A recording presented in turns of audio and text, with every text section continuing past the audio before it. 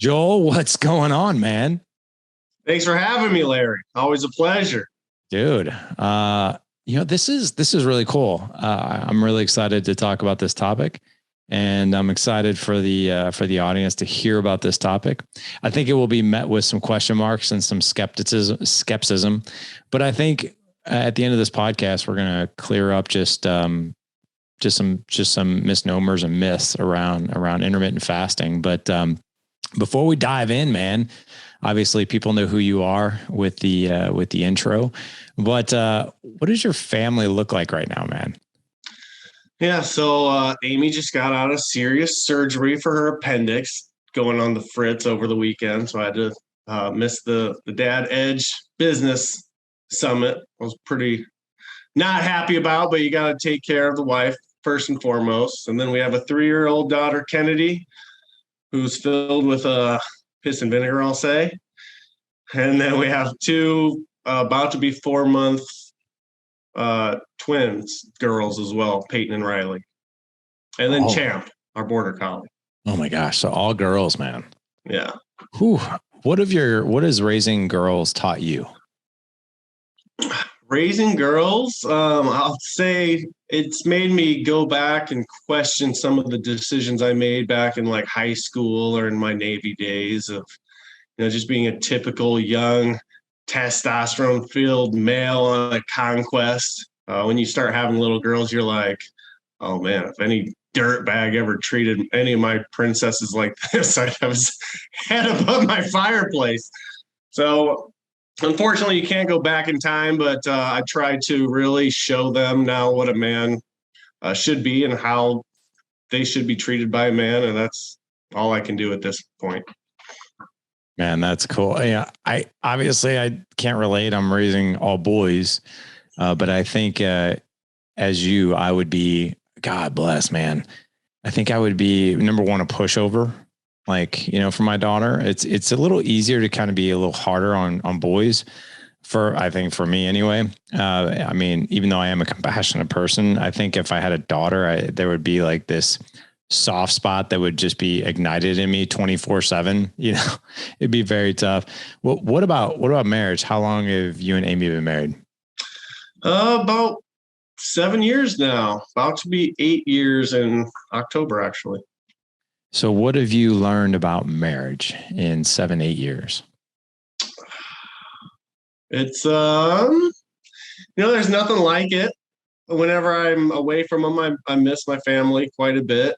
Even though it's easy to always be, the grass is always greener when you're changing diapers and feeding and you need to be in 4 places at once. You're like, man, if I was just a single bachelor, I could just be playing video. I don't even play video games, but playing video games by myself in an apartment right now, just doing whatever I want. But then what's funny is you get a night by yourself and you're like, oh man, I miss the chaos.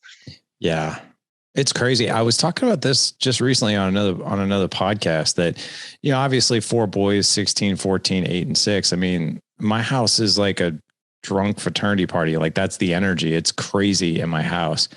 And it was a few months ago. My wife, we left with the 4 boys because her van was in the shop and all we had was my car, which actually only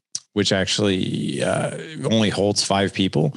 So we were supposed to have dinner at her parents, and she basically said, hey, we can only fit 5 people in the car. So enjoy your time at home because you can't go. And I was like, wow. I was like, this is going to be cool. It's going to be quiet. I'm going to catch up on maybe some Netflix shows. I'm going to do this. I'm going to do that. It's going to be nice.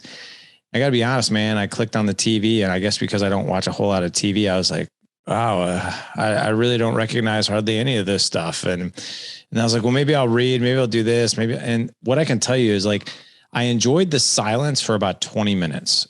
And then the silence became deafening and it became lonely. And same thing as you, where I was just like, wow, all the things that tend to kind of drive me crazy and go with the territory of raising 4 boys went away. And I was like, wow, I really actually miss this. And there's going to come a day, and it won't be long from now, where my house will be clean.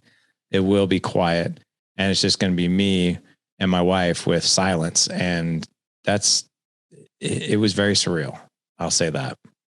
Sounds like a nightmare, honestly. Yeah, it kind of does a little bit. You kind of embrace the chaos, Yeah. which is good. But so, I'm excited to have you on. I've been a client of yours now since January. And I started working with you because I was training, as the audience knows, I was training for a bodybuilding show with my 14-year-old Mason, which, by the way, was his idea.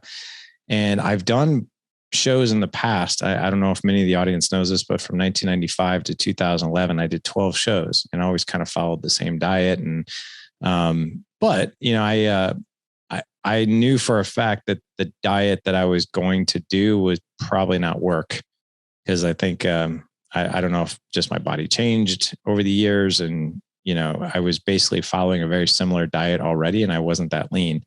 So I needed something to help me out. But I want to go back just how you started in this area of focus. I mean, there's a lot of fitness coaches out there, a lot of macro coaches and nutritional coaches. But how did you get into fasting? Yeah, great question. And I want to point it back to one of the first things you said is people will be skeptical. Yeah. And I know you were skeptical and had been for years. We've known each other for a while now. You just leapt into my program when it was like, okay, it's go time. I need something different. But I'm probably the most skeptical person you'll ever come across, Larry, which is funny. And I have been. So even with the fasting thing, how I got started it was like 2015, I believe. I'm not great with dates, but I signed up to do my first men's physique bodybuilding show as my New Year's resolution. And I got a 12-week dieting down plan. I paid like $250, and it was just this one-page meal plan that's like a cup of egg whites and oatmeal for breakfast. Then you can have a protein shake, and then tilapia and asparagus for lunch. Then you get to have a protein shake. And then it was like chicken breast and broccoli. And on your big like refeed days, you get like a big old sweet potato or a thing of rice.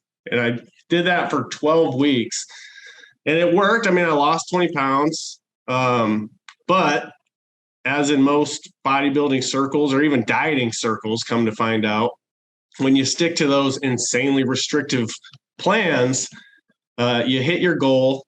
And then it was like a day after my show, not even a day after, we were going to dinner after my shows. And I was like, oh, I haven't had burgers or nachos or pizza or wings or beer or drinks or anything in 12 weeks. I'm going to go off the deep end. And then once that dam breaks, it's like, wow, it took me 12 weeks to lose these 20 or 25 pounds. And I put it all back on in 2 weeks. So even though I wasn't like obese, the problem with me was I was like all over social media, looking ripped, up on stage, 6-pack, great physique. And then it'd be like 10 days later, I'm invited to a pool party, and there's no abs even there anymore. It's just like the worst, that guys can grab their belly, that last bit of fat that goes away. So I could already hear the people like talking. Maybe it was just my own ego or whatever, but I don't think it was, because even I ran into my sister a couple days ago, and she's like, hey, did you see this guy on Facebook? He's in Mexico, and he posted this picture. He doesn't look as good anymore. So I know people talk. It's really not just like I know people do talk crap. But so that happened for like 4 years in a row. And then finally that last year, I had a bachelor party that I always kept taking like second place, fourth place. I never got first place. And I said I was going to keep doing the show until I got first place or until I died at like 80 years old. It was going to be like my lifelong joke. I kept doing this show until I won it. But I got invited to my best friend's bachelor party. It was like 2 or 3 weeks before the show. And I was like, oh, man, I'm already placing fifth or second, not having a bachelor party. And I'm not going to go to Scottsdale, Arizona and be drinking waters while everyone's drinking beers and making pre-made meals when everyone's out having a blast. So I'm like, I'm just going to go on the bachelor party, and then I'm going to see if I can take a more aggressive way to lose the fat, like do some 48s and 72s, because I started looking into some longer fasts. And so not only was I able to go to the bachelor party and like, I hadn't even committed to the show fully yet. I'm like, I got to still see how this works. But I came back looking like I needed 10 to 12 weeks of prep. And within like 3 weeks, just from banging out 48-hour fasts and 72-hour fasts and eating decent on my refeeds, I ended up taking first place of that show and took the whole show, qualified pro. But the craziest part was that I didn't have that rebound effect after I had dialed down to like 6% body fat. Because I had been having beer at the bachelor party, and up until the bachelor party, I was being a lot less stringent with my food choices and whatnot. So the beauty was, instead of just trying to eat perfect for the rest of my life, which is what I think a lot of people think they're going to do, is just flip a switch in their head where they don't like tasty food anymore. I just implemented fasting in a way that still let me do all the things that I love to do. And yeah, it's just, I've never looked back. Man, that's, so I really want to dive into some of the things that happen to our bodies over, like a 12-hour fast, a 24-hour fast, 48. The other thing too, listen, I got my degree in exercise science with a minor in nutrition. And I remember back in college, it's like, it's best to eat every 3 hours, small meals, 200 to 300 calorie meals, hit your macros, 1.5 grams, 0.8 to 1.5 grams of protein per pound of body weight you are, this many carbs, this much fiber, this much fat, yada, yada, yada. So when I first started looking into this approach, because I wanted to get ready for the show, there were a lot of question marks that went off in my mind. Like, I was like, man, this is I'm going to lose muscle. I'm going to starve, right? How is my body going to perform working out wise if I'm doing, 48-hour fast, once a week? What is that going to feel like? And but I'm also one of those people that I'm willing to try something just to see, and that's the approach I took. I was like, you know what? I'm willing to try this and give it everything I have. I'm going to go 100% with it. And let's just see what happens. I mean, because to be honest, like for me doing the show with Mason, it wasn't about the show. Like I was like, whatever I get at the show is a bonus, like, but it was really the time with him. So why not? Why not do it? And also retrospectively, all the shows that I've done, I've had the exact same rebound effect. So much so that all my friends would make fun of me. They're like, wow, dude, 3 weeks ago, you were in great shape. What happened? Like literally, I'll never forget. Terrible. I'll never forget being in college. And this girl, she saw me, we met and she saw me a week before the show. And, she was like, wow, you look really good. And then it was like, I think it was about a month later, we were playing basketball and, shirts and skins. Right. And the same girl like walked into the gymnasium and walked past me and we kind of started talking. She's like, you look a little different from the last time I saw you. What happened? I guess I'd gained a ton of weight back, gained like almost 20 pounds back. Telling I'm bulking. Yeah. Right. Exactly. But I want to go into what exactly happens to your body in the first 24 hours of fasting. So your body, you got to think of it as anytime you have carbs, your body has like a buffer of glycogen that it needs to burn through before you really start tapping into fat. So that's why we have everyone start out with a 36-hour fast, because 24 hours in is always the toughest part, about dinner time, 24 hours after you had your last dinner. And the reason for that is A, your willpower is low from just having a demanding day like any other day.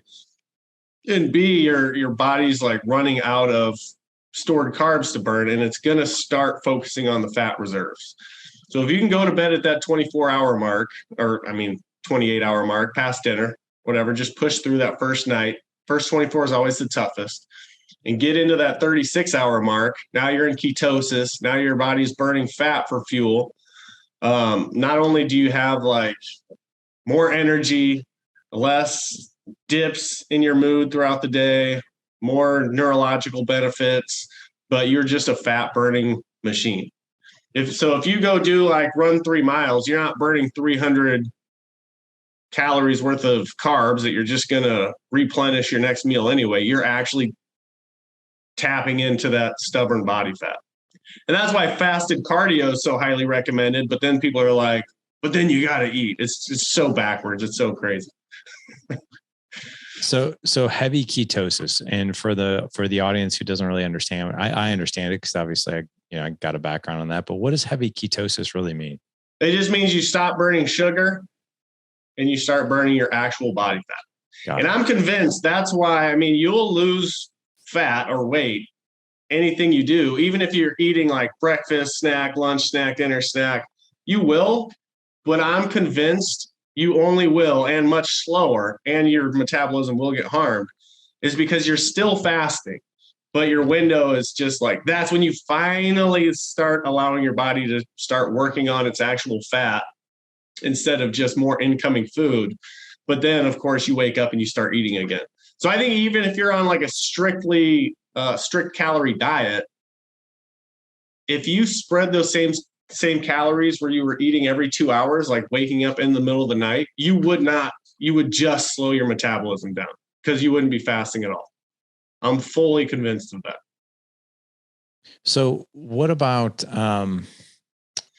like, human growth hormone, right? There are studies that now, and I had to dive into it as well. I always thought like, well, in order to keep human growth hormone at its peak, I have to be eating, but the science actually says otherwise. Yeah. Yeah. We're told we need protein like every 30 minutes or we're going to self combust. Hormones play a bigger part. Let me ask you this, Larry. If you were to change nothing about your diet whatsoever, keep doing what you're doing exactly right now, whatever that is, but you started taking an ungodly amount of steroids, you think you'd put on some muscle? Yeah. Yeah, right. Yeah. Even though your calories didn't change, your training probably doesn't change, except maybe you'll start lifting a little heavier. Hormones are a huge part of it. So you can throw a rock and you're going to find a fitness coach that says calories in, calories out. It's like every little TikTok video they make is just a different way of saying how important calories is everything. But it's not, because you can easily debunk that. And again, this goes back to me being a skeptical person. I question everything. Did we land on the moon? Did we not? I don't know. But what I'm getting at is you do need to test it. And you're not going to lose muscle because, yeah, your human growth hormone gets jacked up like 2,000% of what it normally is. Why is that, do you think?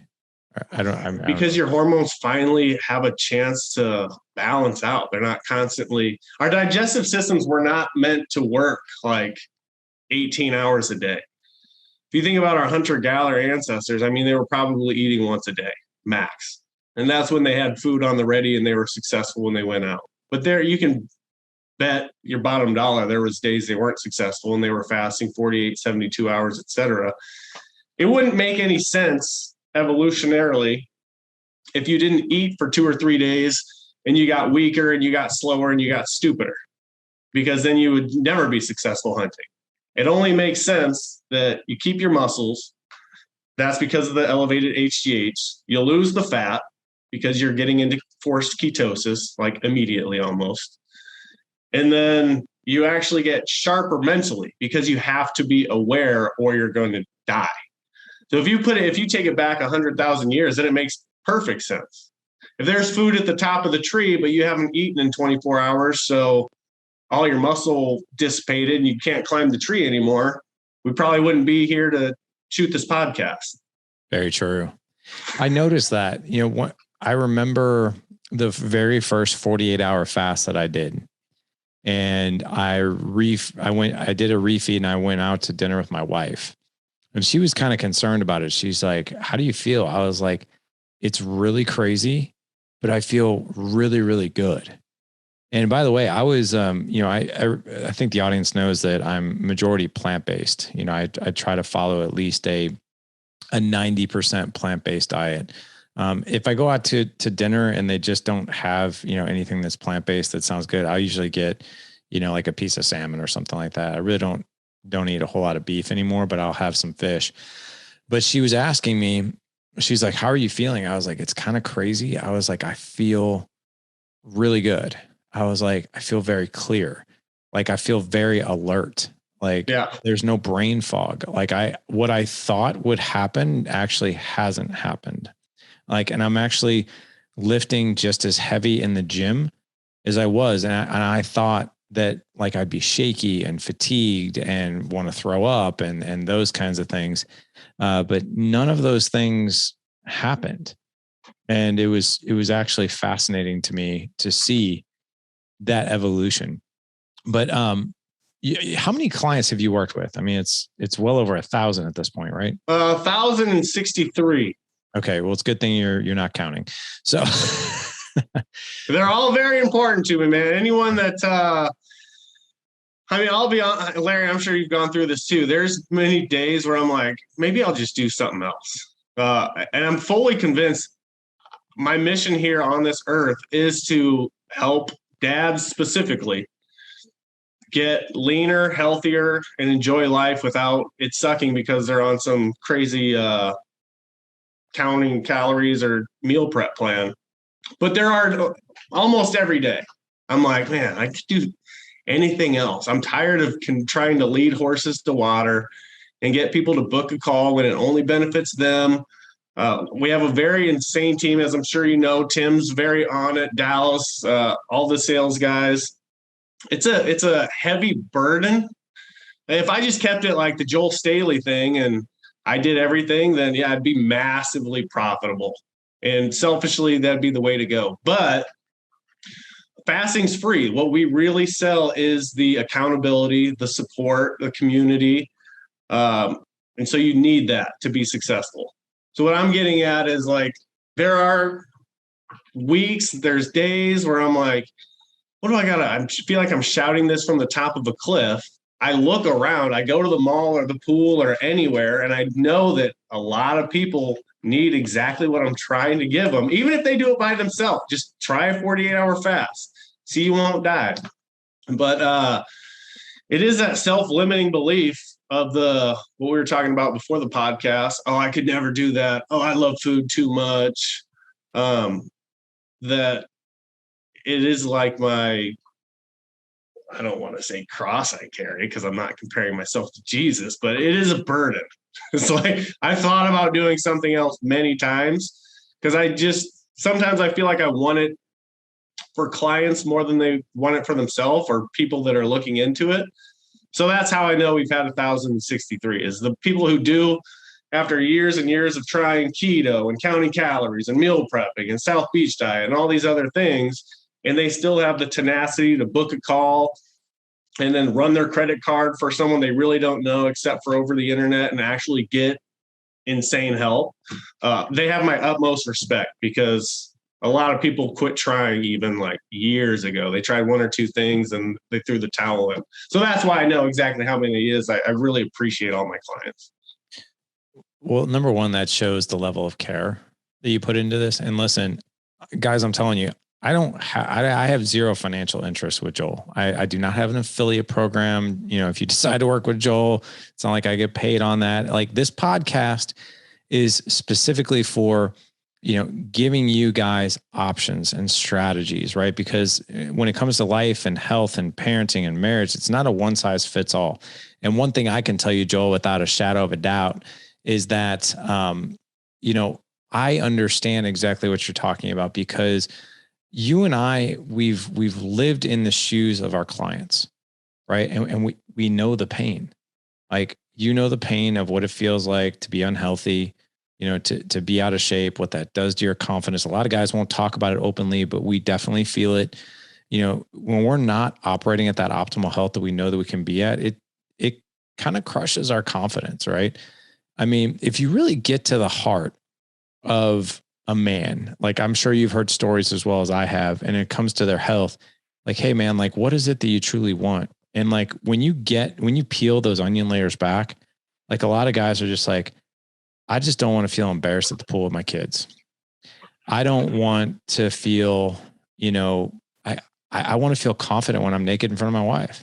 Like it's literally the simplest stuff. It's not like I need a six pack and I want to go out and run an ultra marathon and I want to do all these things. It literally boils down to the feelings and the images that are associated with where you're at. I can also understand too, like I've had clients in the past, we've got Dad Edge Alliance where the pain that these guys are going through. And when a man raises his hand and says, yes, I want to learn, I want to grow. I want to do this. It's the most, and then he implements the strategies that we teach and he has success. It's a beautiful thing. And on the flip side of that, you can have like literally a buffet of strategies and support and all these things, and people still won't execute. And you're like, wow, like literally just gave you a seat at the table. Like, and you're paying to be here with your time, with your money, with your mindset. Why will you not step forward and execute? And I know when it comes to personal growth, everybody's on their own journey, but you're right. It can be frustrating. It can be extremely fulfilling when you see the successes. It could also be very frustrating when you're like, listen, man, if you just do this one thing, that's it. If you just do this one thing, it will dramatically change the trajectory of what's going on in your life, and they won't do it. So I definitely feel that pain. Going back to fasting though, I can attest that the coaching and the support, and you partnered me up with your coach, Tim. There were weeks, Joel, in the 16-week prep where, like I started out at 195. I hit the stage at 167, so in that 16-week period, that's the weight I lost. I went from about 17% body fat. I just had it measured again. I'm at 7 now. Woo! Yeah. Yes. And I feel good. Here's the other thing too. I did the inline body scan, which also measures skeletal muscle tissue. Dude, I see your bicep vein looks like it's about to snap out of your shirt and bite me. You don't need to tell me. Right. But here's the crazy thing. I was very, very happy about the body fat loss. But the crazy, and this one still blows my mind because I'm a data-driven person. My muscle skeletal tissue weight stayed the same. I actually thought, I expected it to go down. I'll be like, I'm going to lose 5 pounds of muscle. My muscle weight stayed the exact same with that inline body scan. So my body fat went down dramatically, but the muscle weight stayed the same. But I can attest that there were weeks where like I would hit like, okay, I'm at 185. And then I'd stay there for like 2 weeks and I'd get frustrated, not frustrated at Tim or you, or I'm just like, man, what's going on with my body? And I'd reach out to Tim and I'm like, hey man, like I've been at this weight for 2 weeks. It's not moving. Now what do I do? And he was always there, man. And like, hey man, you want to get on a call with me? I'll help you out. And he'd be like, you know what? You've been doing some 48s. Here's what we want to do. We're just going to tweak it. We're going to do a 72 next week and we'll watch what your body does. And those shifts, especially when you're in the mindset of like, oh my God, I'm working so hard, and then to get that support was a game changer. But what have you seen as far as when it comes to fasting? What has been the hardest for your clients and what's been the most rewarding and easiest for them? So the hardest, I would say that first week. And that's why I guess if there's one message I was going to get across to people on this podcast is because a lot of people in Dad Edge message me all the time and they're like, hey, I'm doing my first 36. I'm doing my first 48. Dude, and that's awesome. But it isn't, can you do 148? It's how can you implement fasting into your life so that it doesn't take away from everything else and sets you on the trajectory to hit your goals. So that's like me saying, listen to a David Goggins speech and then going out and running 5 miles and then not running again for a few months. It's the same. So it's not like, can you do one fast and the 48 is going to change your life? Not to say you need to do 48 the rest of your life either, but it is, all right, this is fasting. This is a skill. I've mastered it. Now the question is, how do I implement what I've learned into my daily life? So that is what we help people with. But hardest part is always that first week. And that is, it's physiologically because your body's not used to skipping meals for one, but also more so it's mental because you've never done anything like that. Anytime you do something out of your comfort zone where growth happens, it's going to be uncomfortable, obviously. But that is why we have the community, the coaching, your own one-on-one coach. So what you just said right there, imagine if you didn't have a coach and you didn't have any skin in the game and you were just doing it by yourself. If you're fasting for 2 weeks and nothing's happening, you're probably going to stop fasting. You're going to try something else. But when you can have a professional, you call up and you're like, hey, I've been stuck at 185 for 2 weeks. What's going on? They're like, oh, it's totally normal. Probably just the whoosh effect. Throw in a couple OMADs, then shock your body with a 72. You'll drop 4 pounds. You'll be amazed. Then it's like, oh, a little clarity makes me feel a little better for all this work I'm putting in and not seeing direct results on the scale in some weeks. But first week of fasting is usually the toughest. We call it hell week, even though I'd say 90% of clients are like, why do you call this hell week? This isn't that bad. If you've never been in ketosis before, so if you've never tried like the keto diet or done a fast longer than like 24 hours, then those first few days are tougher. So we just call first week hell week, your body getting used to it. But the easiest part is once you get the momentum going and you do feel good when you're fasting and you find out the meals that work well with your body and how you can implement the meals that don't work so well with your body and on the family events and still be able to get away with it. And once you get the momentum going, just like anything else, that's when it becomes a lot easier. So for me, like, and another way to answer that is once you get leaner like you are into like the 160s, 170s, it does get tougher to do the longer fasts because when your body just starts and it runs out of carbs, it's like, oh man, but there's 60 pounds of fat over here we can start getting to work on. Let's go, boys. But then as that 60 pounds of fat becomes like 7 pounds of fat and you're 7% body fat or whatever, then it's like, oh, all right, maybe we need to ramp up Larry's hunger a little bit here and get him to eat something so he doesn't piddle away, because once his fat's gone, we're going to have to start going after muscle, and we don't want that. So once someone does get leaner, like right around that single digit body fat, it gets tougher to push past like 48s. So that's why 48s and 72s are like my bread and butter. Cool, man. And you've been doing this. I mean, this has been your personal lifestyle for how long?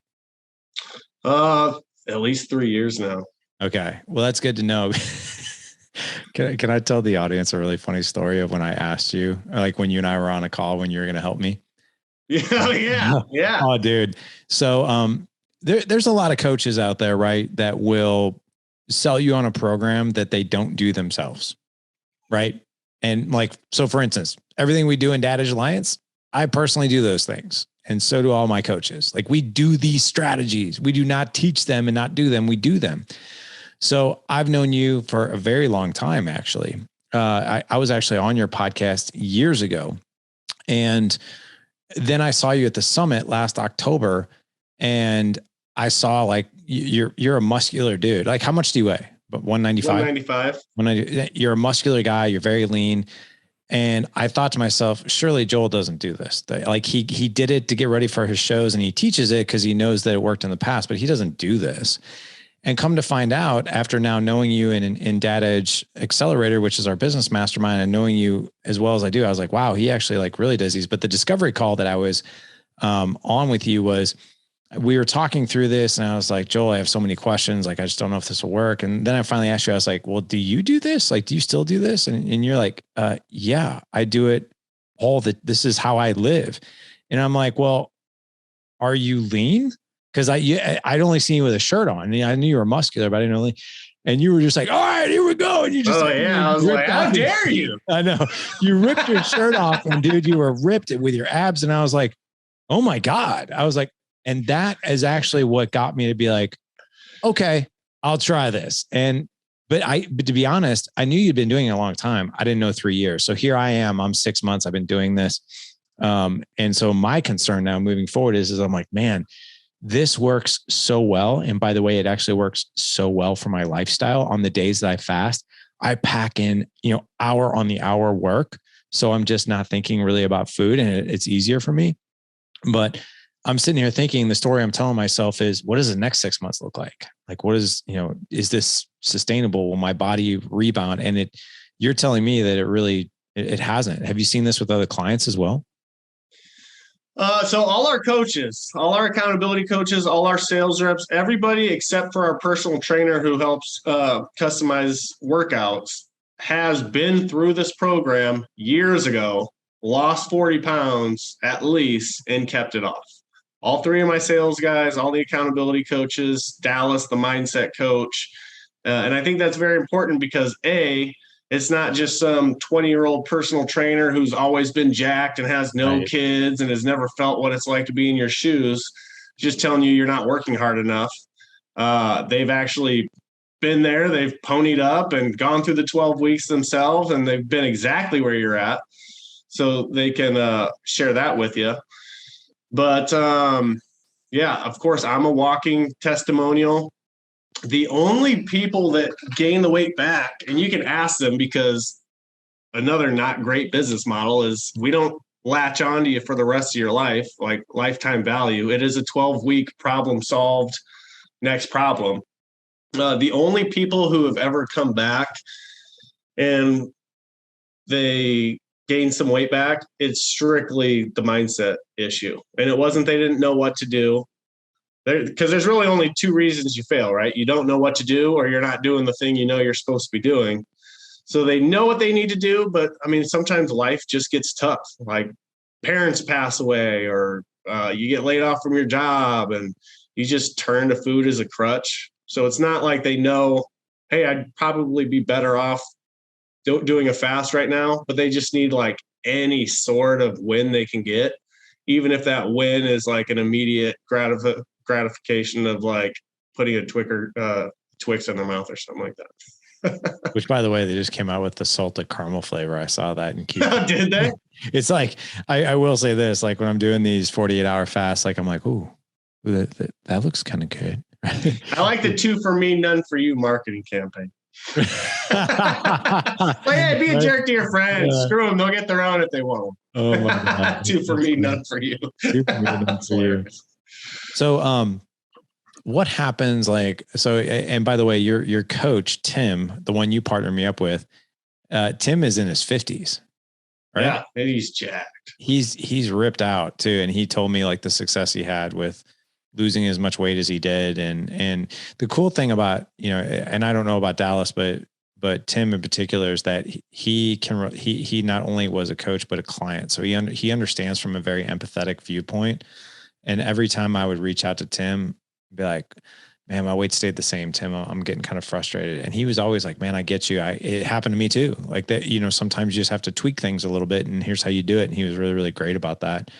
I want to talk about also these longer fasts, which by the way, if you would have told me months ago that I would do a 72-hour fast, I would have told you were insane. And I did during that 16-week prep, I did it 3 times. And it was difficult, definitely not impossible. But what I have found is that how often, what I've reflected on in the past, well, I guess now, 22 weeks now or so that I've been doing this lifestyle, is how often I think about food. And maybe even how often I want to go to food just for boredom, for comfort, just because like, well, I haven't eaten in a few hours, so I should probably eat. And it's revamped my relationship with how I view food now. But some of these longer fasts, like 72-hour fasts, that just sound impossible for somebody. How do we get through crucibles like that? Community and having skin in the game. That really is it. There's a saying in coaching circles. I'm not sure if you've heard it or not, but it's so true. No transaction, no transformation. Or like people need to have a dog in the fight. They need to be invested in it. I had a 5-day challenge, which was essentially just do a 48-hour fast and some workouts. And it was crazy. Like no one could do it. Whereas people who come into our program and we have them do their first 48-hour fast, everyone does it. So what's the difference, right? Well, when you're 24 hours in and your wife's like, hey, so should we go check out that new taco place and get some margaritas tonight? Well, if you're like, oh, I just spent like some money to do this and I committed to this group of people that I was starting today, those tacos and margarita don't seem worth it. But when you're just trying to take this on by yourself and you can start whenever, oh yeah, you'll just start tomorrow now. And you don't got to tell anyone or account to why the scale went up 3 pounds this week. You're just all by yourself. But then all of a sudden those tacos and margaritas taste really good. So again, it really does boil back down to the accountability in the community, knowing that you've committed, you've drawn a line in the sand for yourself. Now's when you take it seriously. You have people that are acting as a backstop, making sure that you keep putting your best foot forward, checking in on you, making sure you're being taken care of. Otherwise, when you're just trying to do it by yourself, you're not even doing it by yourself, because most of us have a family that's always trying to pull you in a different direction. Like, it is not uncommon. Last night, our grandma and grandpa picked up Kennedy to go get ice cream. And then she comes back and she's like, "Ice cream, Dad? Ice cream?" So if I'm just by myself and I have no one to account for and I could restart any day I want to, then it's literally being shoved in my face. But if I'm like, "Oh man, I got to check in with Tim tomorrow. Get that devil's ice cream out of my face before I do something stupid," it just makes all the difference in the world, making it bigger than just yourself. That makes a lot of sense. Yeah, community and the accountability is where success lies. I mean, how many times would you say an average dad around our age has started and restarted a weight loss journey? Oh my God. I can't even imagine. I mean, hundreds. Yeah. And every Monday. Every Monday. It's I was the Monday guy. I'll be like, "Oh, I'll start watching what I eat on Monday." I'll get a little, and not that I was unhealthy, but I'd be like, "I'll start eating clean again on Monday." That justifies my Friday and Saturday, and sometimes even Sunday. I have found though that I really doing this lifestyle for me it's been very, very rewarding.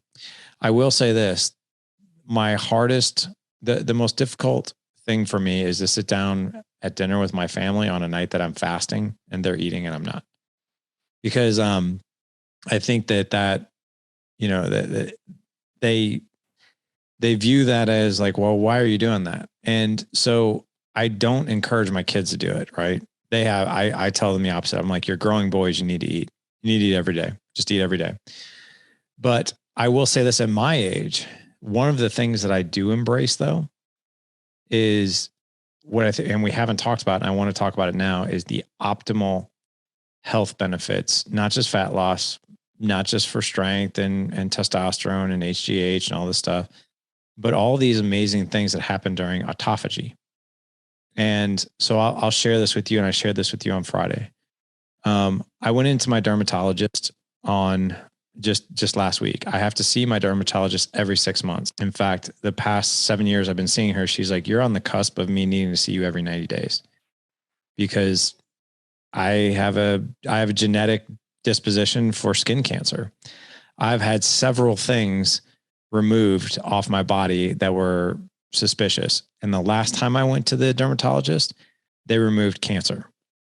So I was terrified to go to the dermatologist this time because every time I go, it's not such great news. And last time I went, it really wasn't good news.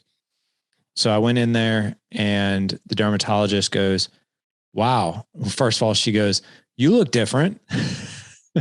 Nice. Yeah. And I was like, "Thanks." And she goes, and she looked at me, looked me over. Now, I don't know if this has to do with fasting or not, but I think we need to talk about the autophagy and immune system response with fasting. Oh, I guarantee it does, Larry, but. Right. But she looked me over and she's like, "I don't see one thing that looks problematic to me." And I was like, "Oh my God, are you serious?" And she goes, "Yeah." She goes, "This is probably the cleanest bill of health that I don't see anything suspect that I feel that I need to remove, especially the last time you were here." She's like, "What are you doing?" And I told her, and she's like, "Wow." She's like, "That sounds aggressive." And I was like, "It is." She goes, "But you know what?" She goes, "I also know that there's a lot of data out there in immune system response, disease preventing things that happen during fasting, cancer prevention from cancer causing issues and all that stuff. But there's something magical that happens during autophagy, which I think happens after the 24-hour mark. Is that correct? Or it starts?" Yeah, usually around like the 36-hour mark or so. Same roundabouts time as the ketosis. But that's just your dead, unhealthy cells collapsing and rebirthing themselves as healthy. Yeah. So you have anti-cancer benefits. That's why I still look like I'm 18, even though I just turned 34. Um, yeah, you feel it. You feel younger. We have clients that have skin tags and moles that have like bugged them for years, and it falls off the first week of doing our program, which is bonkers. A lot of times people will lose a lot of weight and then they'll have like the flap of skin. So they worked so hard and spent so much time and effort on getting healthier and in better shape, but they're still embarrassed to take their shirt off because they have that like flap of skin down here. Autophagy cleans that right up. Best way to lose that. So yeah, I mean, our bodies are very crazy. You believe in a creator, Larry. So I'll just say, like, our eyes, you can take the sharpest TV or the sharpest camera that they sell, and it doesn't compare to like me picking up this shaker bottle and looking at it with my bare eye. Our bodies are like perfect. And they weren't meant to just wake up and start eating processed crap all day and not stop eating until you went to bed. Again, going back to like hunter gatherer days, it wouldn't make any sense. So knowing that our digestive system and our hormones and our entire being needs just like time to repair itself and be healthy, because what is it, like every 7 years all our cells like replace themselves? We're not even technically the same person. That is correct. So if it can only do that, or if it like goes super strength during autophagy, and someone that never does any fasting never gets those benefits, yeah, it's going to be a night and day difference. I'd like to see a twin that like did the standard American diet and a twin that does what we teach. And not only are they going to be unrecognizable in the physique department, I would guarantee they look 10 years younger as well. Yeah. I had a friend of mine ask me about immune system response, and I've really, and we don't have time to talk about it today, but I really dove into autophagy, what happens to the body, why it's able to do those things. And I was like, listen, man, the best way I can describe it is, think of yourself as spinning 3 plates on swords, right? And then trying to make sure that none of those plates fall, right? You're busy, and you can't do it effectively. You can't do it efficiently. And how I understand it and how I've researched it is that's your body when it's constantly in digestion mode. It's hard for your body to go and fight cancer cells when it's trying to digest the Big Mac you just ate, right? And even like the inflammation that comes along with that and all the good stuff. But if you think about taking 2 of those swords and 2 of those plates out of the equation, and all you had to do is focus on the one, just be like, all right, I can do that all day long. My focus is that. So when you take, a fast in consideration, whether it's 24, 48 hour or 72, your body is now primarily focused on those things. It's like, well, I don't have a crap ton of calories to digest, so I'm going to go fight these cancer cells, or I'm going to go improve my immune system response, like all these things. And I think a lot of people, when they think of fasting, they're like, oh, well, it'll help me lose weight. There's a lot of the things that go along with that people aren't realizing. So I'm glad we talked about that. Yeah, I think of it almost like when you say that, like you can only be stuck at home in a dirty house for so long with nothing to do before you're like, oh, I guess I better start cleaning up this house. Like that's our body. I never thought of that analogy either. I mean, but that's absolutely true. Real quick, before we wrap up here, is there anything we haven't talked about, or is there anything that clients have brought to your attention that tends to be a recurring theme that you think the audience just might need to hear? Well, one thing I wanted to address real quick, because you said having to miss dinner with the family, and that's never what we want. That being said, I mean, there's 2 stages to any diet, really, if you want to keep the weight off, right? Because everyone loses weight constantly, but then the weight comes back on. So anyone you can do the only eat eggs diet, or like, it doesn't matter what you do, you can lose weight, but it always comes back on. So during the initial 12 weeks, until you have no more fat to lose, we do the aggressive fat loss method, which is 48, 72 is the longer fast. We do our damnedest to align it so you can get the maximum result in your 12 weeks without having to sacrifice those dinners with the family. or dinner with clients that are like non-negotiables. You can't just go get coffee all the time. Sometimes you got to take them out for dinner and whatnot. So we try very, very, very hard to establish your non-negotiables first. Now, most dads, if you're like me, you're not eating dinner with your family at the dinner table 7 nights a week. You're not seeing clients 5 days a week. So there are like, all right, Tuesday, Wednesday, and Fridays and Saturday are always dinner nights. We always sit down at the table. We're going to take that into account, and you're going to sit down with your family. Now, granted, if you don't have to be on stage in like 3 more weeks, and we're really trying to get you there. But once you get in, so that's for aggressive fat loss mode. We still want to have those non-negotiables that you are enjoying time with your family and clients, because that's very important. You can't just fast and watch people eat the rest of your life. Where we try to implement the fasting is when it's those nights where you're like, your wife's like, what should we have for dinner tonight? You can be like, oh, I don't really care. I could just fast. Like, I don't have a dog in the fight. It sounds like if you want dinner, better figure it out. When there's no plans, you can easily get away with it. That's the ideal time to implement it. Maintenance, though, is not aggressive fat loss. You don't have to do like fast like a maniac forever. Now that you're at like 167 or lean and mean or whatever, you could easily get away with 1 meal a day every day, or even 16-8 if you're making really good food choices, and stay lean because your metabolism's still really high. You're in a good place to keep it off. But it's not like all right, I got to choose this road to keep going down my unhealthy lifestyle, but I get to enjoy like food and time with my family, or I have to do this road. And then it's like, bye-bye family dinner nights and all these things. Maintenance, once you get to maintenance, it's like the land of milk and honey, where it really is. If people can lose 74 pounds of fat in 90 days on my program, you can imagine how easy it is staying at the 0 mark of just not gaining. So I just wanted to get that across. Family time is obviously very important to me, and it is for all our clients, for dads specifically. But the one point I wanted to drive home, and I'm learning this more with anything in life, don't just dip your toe and dabble, and because I'm getting so many messages right now, and I have been for months. It's like, hey, I just did my first 48. And then I'll check in on them 2 months later, and they're like, oh, yeah, I never ended up doing another one, blah, blah, excuse. It's like, well, you can't just go run 5 miles. You need to implement this into your life for it to stick. So like anything with life, I would say massive action, pattern interrupts, just going all in is always a better solution. And of course, that's a shameless plug to come to my program, but I wouldn't have the program if I didn't think it wasn't the best spot or the best vehicle to get you from A to B. So that's my plug.